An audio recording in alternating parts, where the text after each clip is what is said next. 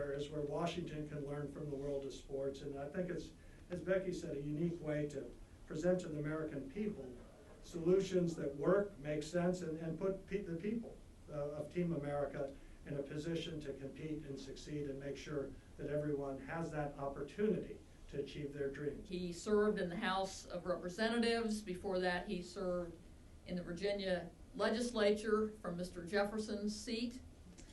He then was elected governor of the Commonwealth of Virginia, where he led many, many reforms that really led the nation at the time. If the federal government were in control of Super Bowl trophies, they would take one of the 49ers or Raiders or Steelers trophy and say, look, you all have won so many Super Bowls.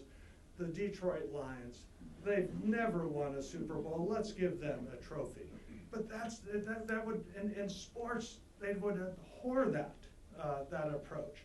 And so I think that when you look at our country, America's at its best when it is a meritocracy, where people with their own creativity, their hard work, their diligence, their preparation, their innovative leadership are competing and succeeding. And that's why I think people actually do like sports. A friend of mine, Johnny Mason, I have this in the book, he said, well, the only section of the newspaper that you know is printing the truth is the sports section.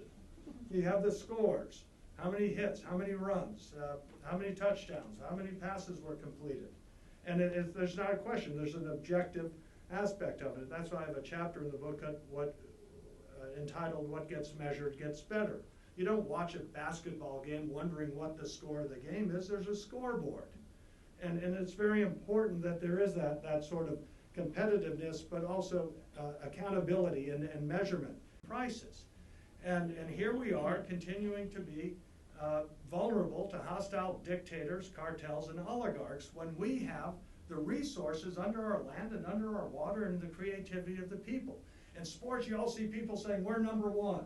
They could be a team that's just slightly over 500, and they're saying, oh, we're number one. Well, you know what? America is number one when it comes to energy resources, thanks mostly to our plentiful coal as well as our oil and gas resources. And then look at this in a competitive sense, in the way a sports team would look at this.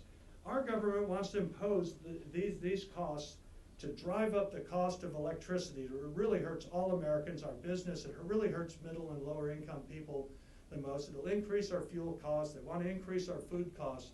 And all of this is because 40 years from now, they think that they're going to affect the temperature of the earth by a fraction of 1 degree. That our government is operating in a focused, sober way rather than this profligate, unprecedented spending growth. Yes, sir. Thank you.